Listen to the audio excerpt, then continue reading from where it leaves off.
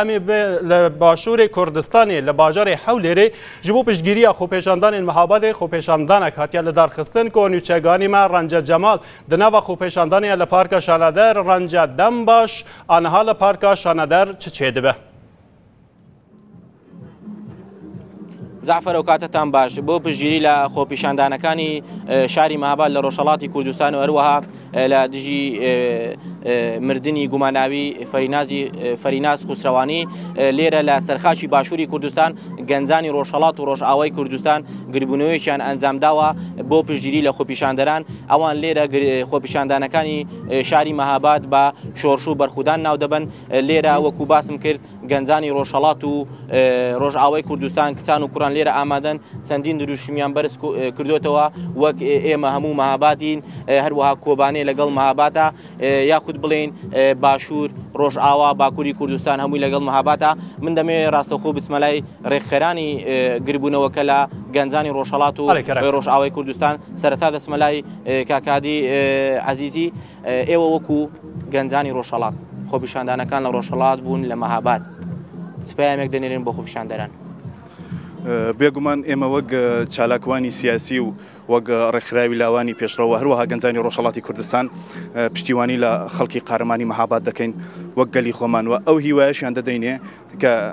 ئێمە هەموو کات پشتیوانی ئەوانین و گیانبازی گەلی خۆمانین و ئەو حاڵەتە دێزەونە ئەو دۆخەی کە بەسەر فەرینازی خوسرەوانی هات بێ وەڵام نامێنێتەوە و ئەو ڕۆژ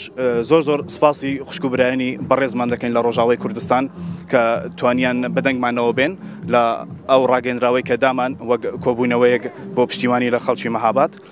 من حەزیش دەکەم ئەگە دەنگم دەبیسن بەڕاستی ئەز وەکی جوانێکی ڕۆژهەڵاتی کوردستانی ئەز سپاسی هەمیا دەکەم ئەم هێوی دەکەم و ئەم بکاربن دەپاشە ڕۆژدە ئەم دەها زێدەتر دەها باشتر ئەم لە پشتی هەفتۆ بسەکنن تا ئەم بکاربن ئێکەتی نەتەوەی باشتر چێ بکەن زۆر سپاس بۆ ئێوەش سپاس بۆ تۆ بەڵێ جعفەر وەکو باسم کرد جگە لە گەنجانی ڕۆژهەڵات کوڕان و کچانی ڕۆژئاواش لێرە ئامادەن من دەمێ بچمەلای نوێنەری ئەوان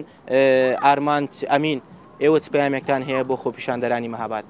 راستی ام هیرو وک خورت روجاوای کردستان به برای خواهر روجهلات کردستان را هیرو بشدار بونج بو بشکریا مهابات هیرو ام هیرو هاتن که ام بیجن مهابات نبتنه او کچا کرد نبتنه ام حمی مهاباتن چوا مهابات جبو کوبانی رابو چوا مهابات بو شنگال رابو ام هیرو ام جی رابونه جبو مهابات ام هیرو ام دخوازن یکتیا خوی نتاوی کرد یکتیا خوی نتاوی خورد بکن و هر دم ام دبیجن کرد همو یکن و ام دخوازن اطراف سیاسی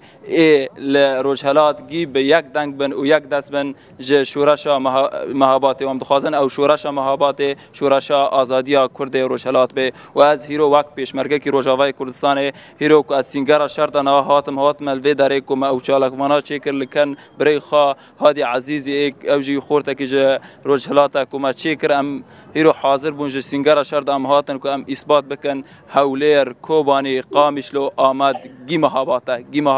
مهاباتا و شورش مهابات شورش حمی کردانه بله زور سپاس بله جعفر دگرم ولای او بله کوتاهش بله گلک سپاس باشه گلک سپاس رنجا سپاس بوتکاو زانیاریشگان